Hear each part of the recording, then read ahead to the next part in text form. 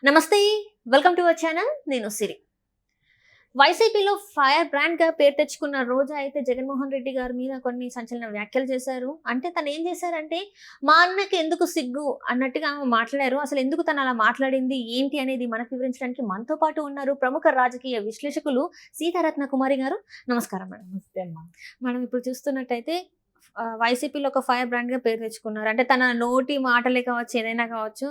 కొంతమంది తనను చూస్తే కూడా భయపడే వాళ్ళు ఉన్నారు, తన నోరంటే భయపడే వాళ్ళు కూడా ఉన్నారు. అయితే ఇప్పుడు ఏంటంటే జగన్మోహన్ రెడ్డి గారి గురించి కొన్ని మాటలు మాట్లాడడం జరిగింది. ఏంటంటే మా అన్నకి ఎందుకు సిగ్గు అన్నట్టుగా మాట్లాడింది. ఎందుకు అలా మాట్లాడింది ఏంటి అసలు? First of all she's not fire brand అమ్మా. ఫైర్ బ్రాండ్ అంటే చాలా రెస్పెక్ట్ ఉంటుంది, వాల్యూ ఉంటుంది, సబ్జెక్ట్ మీద మాట్లాడతారు, పవర్ఫుల్ పాజిటివ్ యాంగిల్లో ఫైర్ బ్రాండ్ అంటారు. రోజాకి అది వర్తిస్తుందని నేను అనుకోవడం లేదు. ఎందుకంటే she's not fit for that word Roja. అయితే ఇక్కడ మా అన్నకి ఎందుకు సిగ్గు అంటే అసలు సిగ్గు పడుతున్నాడో లేదో మరి ఆమె ఎందుకందో ఏ సందర్భంలో ఉందో సిగ్గు పడాల్సినటువంటి అవసరం నిజంగా ఎవరికీ లేదు. ఎందుకనంటే గెలుపు ఓటములు అనేవి సహజం. ఏ రాజకీయ పార్టీకైనా లైఫ్ లాంగ్ నిరంతరం మనమే అధికారంలో ఉంటాము అని ఏ రాజకీయ పార్టీ అధినేత అనుకుంటే కనుక వాళ్ళకన్నా మూర్ఖులు ఇంకొకళ్ళు ఉండరు. ఇట్ ఈస్ ప్రజల నిర్ణయాన్ని బట్టి పార్టీలు అధికారంలోకి వస్తాయి. అది పర్మనెంట్గా నేనే ఉంటానని జగన్మోహన్ రెడ్డి గారు అనుకుని ఉంటే డెఫినెట్గా ఆయన మూర్ఖత్వానికి నిదర్శనమనే మనం మాట్లాడుకోవచ్చు. అయితే రోజా అన్న మాటల్ని చూస్తే కనుక ఎందుకు సిగ్గుపడాలంటే సిగ్గుపడమని ఎవరు చెప్పారమ్మా? జగన్మోహన్ రెడ్డి గారిని సిగ్గుపడమని ఎవరు చెప్పారు? సో మంచి చేశాము మేము ఎందుకు సిగ్గుపడాలన్నట్టుగా అన్నట్టు. మంచి చేశారా లేదా అనేది ప్రజలు డిసైడ్ చేశారు. మొన్న ఎలక్షన్స్ లో మంచి చేశారు అని మీరు అనుకుంటున్నారు, కానీ ప్రజలు అనుకోవాలి కదా. ఓన్లీ వెల్ఫేర్ స్కీమ్స్ ఇంటింటికి వెళ్ళి డబ్బులు ఇవ్వడమే మంచి చేయడము అని అనుకుంటే అది కాదు అని ఆంధ్ర రాష్ట్ర ప్రజలు నిరూపించారు. ఎందుకంటే మీరు సంక్షేమ కార్యక్రమాల మాటున 10 రూపాయలు వాళ్ళకి ఇస్తే, మీరు ముందు నుంచి 10 రూపాయలు ఇస్తే వెనక నుంచి 1000 రూపాయలు తీసుకున్నారు. ప్రతిదీ భారంగా పడింది వాళ్ళకి. మీరు ఇంతకుముందు చెప్పినట్టు గార్బేజ్ మీద కూడా పన్ను వేయడము, లిక్కర్ రేట్లు పెంచడము, అన్ని ధరలు పెంచేయడము, పెట్రోలు డీజిల్ కనుక పెంచితే మీకు అన్ని పెరిగిపోతాయి. సో ఇటు అంటే ఎక్కడ ఏ విధంగా వాళ్ళు ఓడిపోయాము ఏంటి అనేది నిజాయితీగా సమీక్ష చేసుకోవాల్సినటువంటి అవసరం ఉంది. రోజా మాట్లాడిన పద్ధతి చూస్తే కనుక చింత చచ్చిన పులుపు చావలేదని చెప్పేసి, పులుపు చావలేదన్నట్టు ఇంకా నోరేసుకుని మాట్లాడుతుంది ఆవిడ. అసలు ఏ మొహం పెట్టుకుని మీడియా ముందుకు వచ్చి మాట్లాడుతుందో అర్థం కావట్లా. అసలు ఆమెకి ఏమన్నా ఒక రెస్పెక్ట్ ఉందా, ఒక వాల్యూ ఉందా, ఒక పద్ధతి ఉందా? ఏమన్నా నువ్వు మాట్లాడే మాటలను బట్టే మీకు రెస్పెక్ట్ అనేది వస్తుంది, మీకు వాల్యూ అనేది ఇస్తారు. జనరల్గా నేను ఐ డోంట్ లైక్ ఎవరి గురించి అయినా కొంచెం నెగిటివ్గా మాట్లాడటానికి నేను కూడా పర్సనల్గా ఇష్టపడను. కానీ ఆమె మాట్లాడని వాళ్ళను కూడా ఆమె గురించి హార్ష్గా మాట్లాడేటట్టు ఆమె ప్రవర్తించింది. అంటే సొంత నియోజకవర్గ ప్రజలు ఆమెను వ్యతిరేకించారు బాగా. అసలు ఏం మాట్లాడిందమ్మా? అసలు అధికారంలో ఉన్నప్పుడు అసలు నాలుగుకి నరం ఉందో లేదో కూడా తెలియదు. ఆ పార్టీ నేతలు కూడా ఆమె ఓడిపోవడానికి ప్రయత్నించారని చెప్పేసి ఆమెనే చెప్తుంది. అంటే ఇంటర్నల్ ఛాలెంజెస్ ఉన్నాయి, with in YSRCP internal challenges ఉన్నాయి.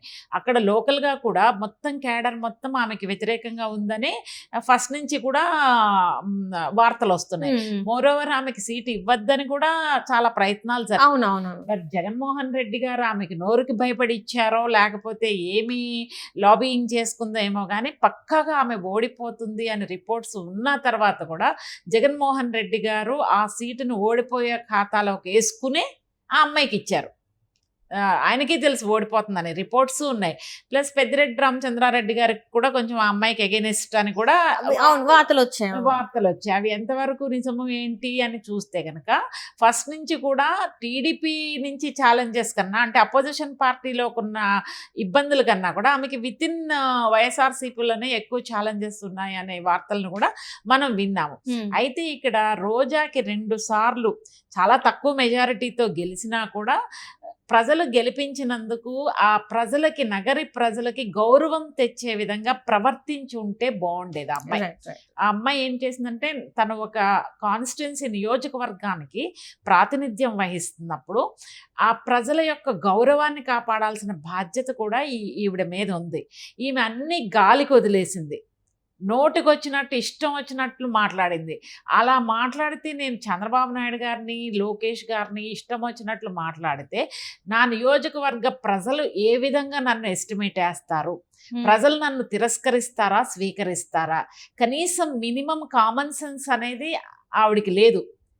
ఆమెకి మినిమం కామన్ సెన్స్ ఉంటే కనుక అట్లా మాట్లాడేది కాదు. ఎంత అవకాశం ఇచ్చినప్పుడు వినియోగించుకోవాలి. హుందాతనంగా పాలిటిక్స్ చేయాలి. నువ్వు విమర్శించు, తప్పులేదు, కానీ కన్స్ట్రక్టివ్ క్రిటిసిజం అనేది చేయాలి. పెద్ద చిన్న లేకుండా, రెస్పెక్ట్ లేకుండా, డీసెన్సీ లేకుండా, మరి ఆమె బ్రాటప్ ఎలా ఉందో నాకు తెలియదు, కానీ ఎవరైనా కూడా విమర్శించవచ్చు. ఇప్పుడు జగన్మోహన్ రెడ్డి గారిని కూడా విమర్శించవచ్చు, బట్ దానికి ఒక పద్ధతి ఉంది. ఆయన చేసినటువంటి పనుల మీద విమర్శించండి, ఆయన వ్యక్తిగతంగా విమర్శించడం అనేది కరెక్ట్ కాదు. అంటే ఇక్కడ చూస్తున్నట్టయితే ప్రతిసారి కూడా పవన్ కళ్యాణ్ గారు పర్సనల్ గా అటాక్ చేయడం, అంటే ఇప్పుడు పవన్ కళ్యాణ్ గారు స్టార్ట్ చేసింది 10 సంవత్సరాలు, ఈ ఇయర్ తోని 10 సంవత్సరాలు అయింది. సో అసలు తన రాజకీయ అనుభవం ఎలాంటిది, ఇలా ఉంది, అసలు రాజకీయ అనుభవం లేదు అని మాట్లాడడం వేరే విషయం, కానీ వ్యక్తిగత దూషణ అనేది మాత్రం తప్పు. ఎవరిదైనా కూడా తప్పే కదా. ఇప్పుడు జగన్మోహన్ రెడ్డి గారి గురించి వ్యక్తిగతంగా మాట్లాడితే మరి వీళ్ళు ఊరుకునే వాళ్ళు కాదు కదా.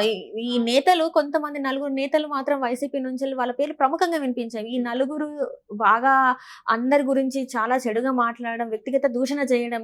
సో ఈ రోజు వాళ్ళు ఇలా మాట్లాడడం వల్లనే ప్రజలలో వ్యతిరేకత పెరిగిందని కూడా వచ్చింది. అది జగన్మోహన్ రెడ్డి గారు సమీక్ష చేసుకోవాలి. అంటే జనరల్ గా యథా రాజా తథా ప్రజ అంటారు. జగన్మోహన్ రెడ్డి గారు ఖండించాల్సింది. ఆయన ఒక బాధ్యతాయుతమైన, రాజ్యాంగబద్ధమైన హోదాలో రాష్ట్రానికి పెద్దగా ఉన్న జగన్మోహన్ రెడ్డి గారు వాళ్ళ మంత్రులు ఆ విధంగా మాట్లాడుతుంటే ఖండించాల్సిన బాధ్యత లేదా? ఖచ్చితంగా ఖండించాలి కదా. ఖండించి ఇట్లా మాట్లాడటం కరెక్ట్ కాదు, ఆయన పెద్ద లీడరు, ఏదైనా ఉంటే ఇష్యూస్ మీద ఫైట్ చేయండి అని జగన్మోహన్ రెడ్డి గారు మాట్లాడుంటే ఆయన గౌరవం కూడా పెరిగేది కదా. ఎందుకు అది మిస్ అయ్యారు జగన్మోహన్ రెడ్డి గారు? అది చాలా తప్పు. అంటే వాళ్ళు ఇంకా ఇంకా ఇంకా రెచ్చిపోయారు. అసలు ఈ నలుగురు ఎవరైతే ఉన్నారో అది దుష్ట చతుష్టయం. ఓటమికి కారణం కూడా వైఎస్ఆర్సీపీ పార్టీకి ఈ నలుగురిని ప్రధానంగా తీసుకోవచ్చు. ఈ కొడాలి నాని, ఈ వంశీ, పేర్ని నాని, అంబటి, రోజా, ఈ పంచముఖాలు ఏవైతే ఉన్నాయో వాళ్ళు కూడా ఓడిపోవడానికి గల ప్రధానమైన కారణాల్లో ఈ 5గురు కూడా ముందు వరుసలో ఉండడానికి అవకాశం ఉంది. దాన్ని ఖండించకపోవడం జగన్మోహన్ రెడ్డి గారు చేసినటువంటి తప్పు. వాళ్ళు చాలా పెద్ద పెద్ద తప్పులు చేసింది ఏంటంటే మేడం గారిని క్రిటిసైజ్ చేయడం, చంద్రబాబు నాయుడు గారి మిసెస్ ని క్రిటిసైజ్ చేయడం, అది చాలా సరిదిద్దుకోలేని తప్పును చేశారు వాళ్ళు. అసలు ఇంట్లో ఆడవాళ్ళ గురించి మాట్లాడొద్దు అనేది రాజకీయం గడప అవతలు ఉండాలి కానీ గడప లోపలికి రాకూడదు. జగన్మోహన్ రెడ్డి గారు ఏం చేశారంటే రాజకీయాన్ని లోపల వరకు, ఇంటి లోపల వరకు తీసుకొచ్చి ఆడవాళ్ళని విమర్శించే స్థాయికి, జనరల్ గా ఆడవాళ్ళకి గౌరవం ఇవ్వాలి, డిగ్నిటీ మెయింటైన్ చేయాలి, వాళ్ళకి ఇవ్వాల్సినటువంటి గౌరవం ఇవ్వాలి. అది వదిలేసి ఆడవాళ్ళని అడ్డం పెట్టుకొని మానసికంగా బాధ పెట్టాలి అనే కుత్సితమైన ఆలోచన విధానం కూడా ఓడిపోవడానికి, కర్ణుడు చావుకి 1,00,000 కారణాలు అన్నట్టు జగన్మోహన్ రెడ్డి గారు ఓటమికి కారణం 1,00,000 కారణాలు. అందులో ఈ 5గురు ఒకళ్ళు. జగన్మోహన్ రెడ్డి గారు ఖండించకపోవడం, ఆయన చేసిన తప్ప కూలంకషంగా సమీక్ష చేసుకోవాల్సినటువంటి బాధ్యత జగన్మోహన్ రెడ్డి గారికి ఉంది. Right. Thank you so much madam.